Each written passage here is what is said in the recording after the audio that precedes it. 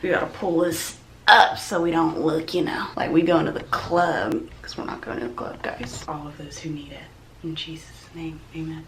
Hey guys, welcome back to my channel. My name is Heike, and if you are new here, welcome to the channel, and I hope you stick around. So this video today is quite different. It is for my high schoolers out there. I know this is a video that I needed when I was in high school, and there were a lot of them, but there aren't that many, I think, for Baylor University, for those who are looking to go to Baylor. So today's video is going to be about how I got into Baylor University. I'm going to give you all the details of just like my high school records, what I did, how I scored on different things, and things that you can do to heighten your chances into getting to Baylor University. I'm gonna tell you right now, the summary of this video is that it's not that deep, okay? Baylor is not that hard to get into, guys. Like, I know that's a very subjective opinion to have, but I'm gonna tell you, it's not an Ivy League. Y'all got this, okay? If you put in the effort, especially starting from freshman year, just do what you need to do and do your best at what you do. You'll have no problem getting in. But before we get into those details, make sure to like, comment, and subscribe, and stay tuned for more videos almost every week, depending on how things are gonna go for me this month. But stick around for more videos. Let's get into this video. When looking back, I like can't stop. I was laughing as I was like pulling up my records of what I did in high school, because high school was just a strange time for me. Man, it's crazy. Like, it's crazy thinking that like so much time has passed, but I'm very happy to be out of there. It wasn't my favorite time of my life, but it was my life for a very long time, and you'll see why when I like go through all of this. But it was my life for 8 years. I went to the same school from 5th grade to 12th grade. All my identity was found in that school and what I did for it, because that's where I spent most of my time. It shaped my life, and so I have to give it credit where credit is due. I can't, you know, I can't deny that. But man, it was funny for me looking back at some of the things I did, getting war flashbacks and traumatizing myself. But we're gonna get into it today. I'm doing it for y'all, and I'm doing it for you high schoolers out there who need to know what you gotta do to get into Baylor University. Like I just said, getting into Baylor is not that deep. It's not that hard. I mean, you can disagree with me on this or not, but it's really not that hard to get into anymore. And I think with its growing popularity, it's growing in accolades, it's growing in just recognition all over the nation, they are continuing to expand their school, and I think through that they're letting more people in. I mean, this last year, bro, like this last year, they let in more than enough freshmen to where there were freshmen living in hotels across the school, like across the highway. They were living in those hotels because they reached full capacity of how many freshmen to let in, and still let in more. So instead of living in dorms, some of these freshmen have had to live in the hotels across campus, like regular hotels. So it's pretty sad, but I guess Baylor would do anything for the money. Like, hey, like, it's a business at the end of the day. They gotta do it for the money. I get it, okay? I'm gonna search up the acceptance rate right now. I think it's gone up. What? That's a lie. Okay, so it's saying the acceptance rate was 39%, and I find that very hard to believe.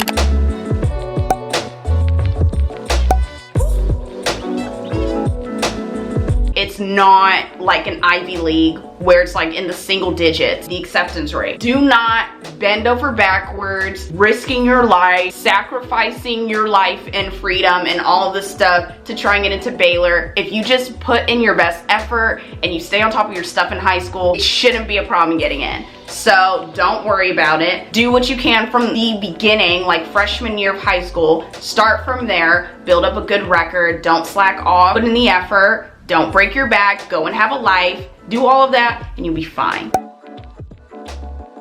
So now we're gonna get into some of the stats, merits, records of what I guess contributed to my acceptance to Baylor. I went to a high school. It wasn't a regular public school, but it wasn't a private school either. I think the best way I could put it was that it was a magnet school. Like, it was receiving public funding, but it was specialized in its own way. Like, we wore uniforms, we did a lot of cadences and formations, and like, it was a, from what I remember, they like to call themselves a paramilitary based school. I don't know how accurate that is. I would keep it a band. It emphasized on public safety. So like things like law enforcement, firefighting, and EMT medical work. That was kind of their brand. And I didn't fit into any of that, so I don't even know why I was there. You know, you sell a parent on the fact that your child will wear a uniform to the school. They think it's the best school ever because we just happen to wear uniforms, and it's just like time and time again we figure out that that's not true. Just because a school makes you wear uniforms doesn't mean it's automatically better than any other school out there. In fact, I would say that our school, we were just as bad as the other public schools around us. We just happen to wear uniforms. Like, there were still a lot of things happening. Maybe I'll do a story about it. We'll see. But like, it was not that much different. On paper and from the outside looking in, people had a lot of respect for our school and the students who went there. They thought we were these angels and everything. I think going to that school did help. You didn't actually know what went down. So I'm an out-of-state student. I'm from California, from the Bay Area all day, you know what I'm saying? We're from the Bay, and that's how we do it. Specifically where I'm from, like, you either think we're the Bay or you don't think we're the Bay because we're like the end. But I'm gonna claim the Bay. I used to be a hater and I didn't claim the Bay, but I'm claiming the Bay today. I get to go back at the end of this month, so I'm really excited to go back. I'm the oldest of 2 kids. I have a younger brother. He just got into the University of Chicago and is going this fall coming up, and I can almost cry, you know, thinking about it because it's like, he worked so hard and we're doing great things out here, okay? I have immigrant parents. They are from Tanzania, Africa, but I was born in the States, so there's that as well. I don't know if that really helped. And I'm obviously African American, and these days, that gets you far. So I'm just saying, hey, don't hate the messenger. I'm just saying, shouldn't society and all of these establishments trying to promote, you know, race and affirmative action over actual merit scores, just actual intelligence and skill and talent, but you know, whatever. Now we're gonna go into the stats and some of the classes I took that I think helped when it came to setting myself apart. So GPA, we did a 4-point scale. I think that's what it's called, like a 4.0 scale thing. My unweighted GPA, when you don't add the weight of the AP classes, was a 3.8.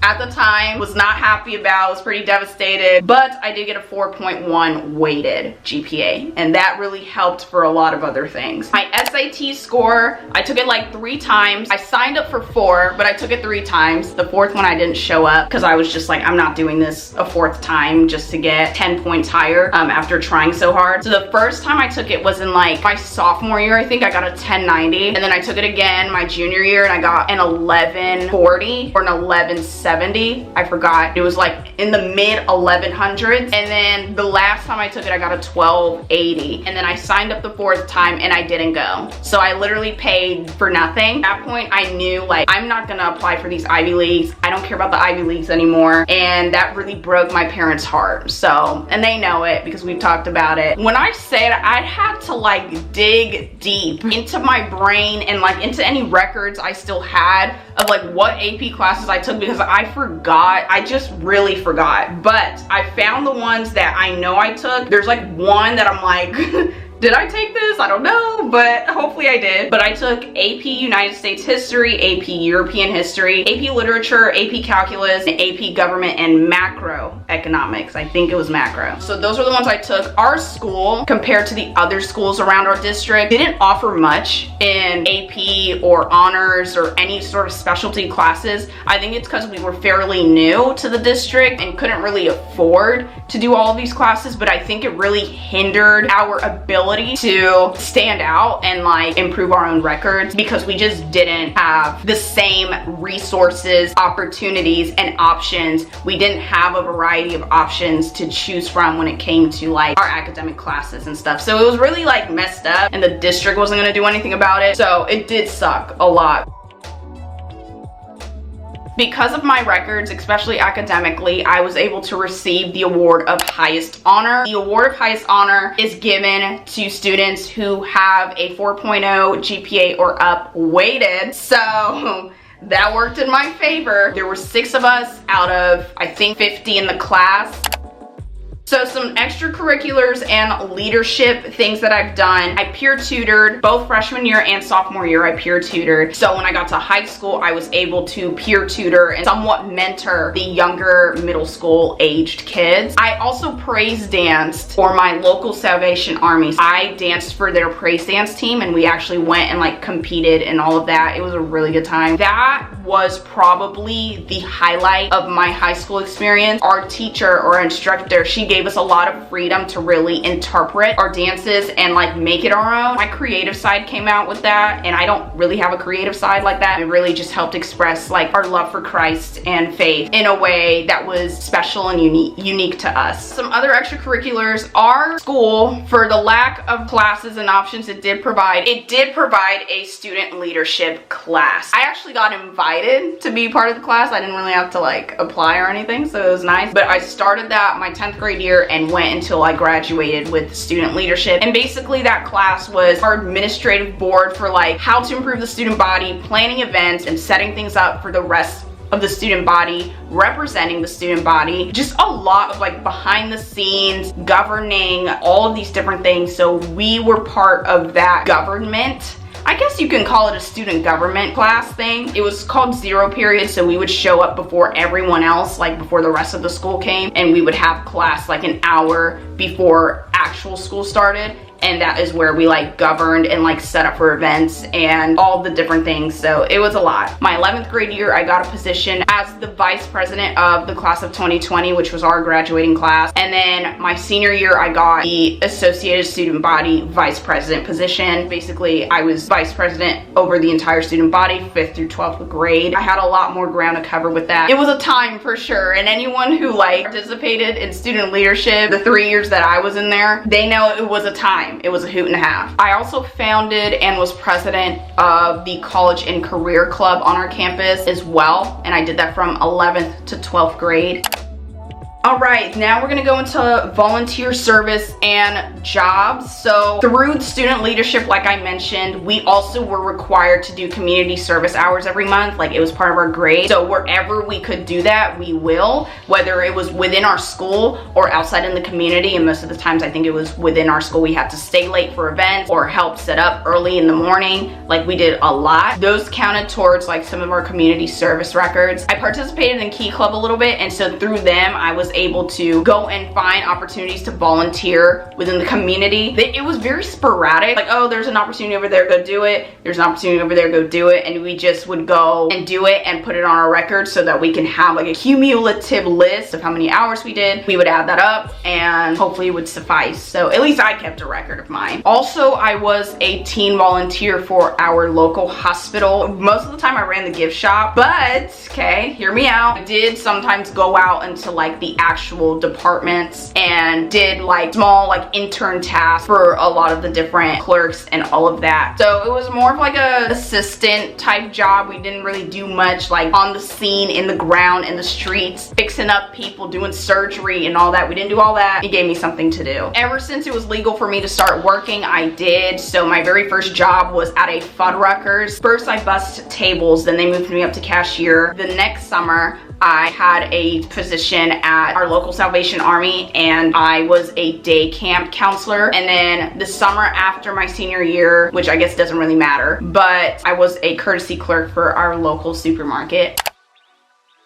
And so now we're gonna get into the essays. I'm not gonna share mine, not only because it's personal to me, but also my sentiments have changed since I've written that essay. But I will give some advice for you high schoolers that are writing essays. I need you to listen to me very carefully. You need to write a story. You know, they give you a prompt, whether it's through your school or through the Common App, they'll give you a prompt. You are not just gonna sit there and answer the prompt like you're in an interview or something. That's not what you're gonna do. Use your creativity, use your individuality to make it set apart from all the other people who are applying to your same school or Baylor.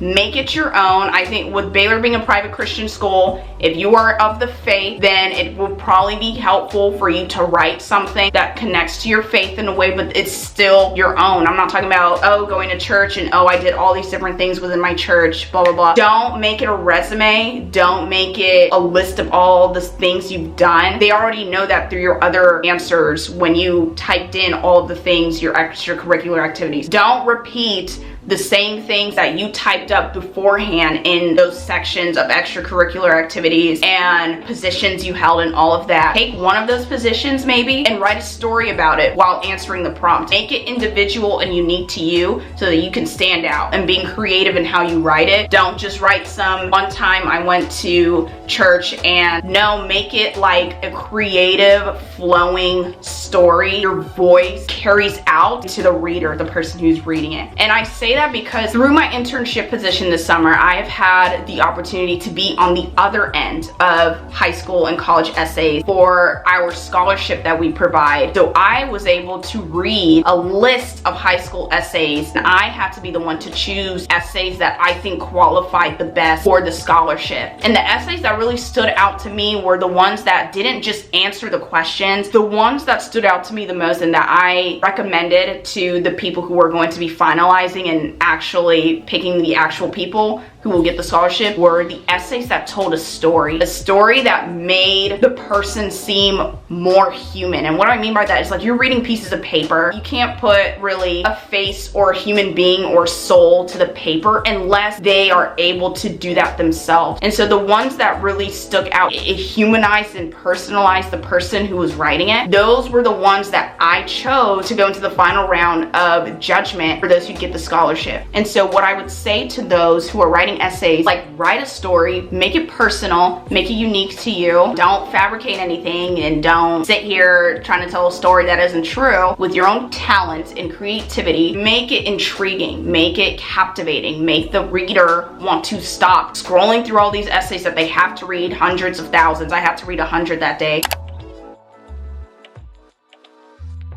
But the ones that made me stop and I was captivated and was drawn into reading were the ones that were creatively written. They were of high quality and they told a story, and it humanized them. It personalized them. And those were the ones that I really fell in love with. Make the reader fall in love with it in some way. That's all I'll say, is tell a story. That is all the advice I have for you today. If I come up with anything else or I remember something that I forgot to put, I will probably make an extra note of it below or within the video. But I really hope you guys enjoyed this video and this helped you in some sort of way into how I got into Baylor University. You know how it is.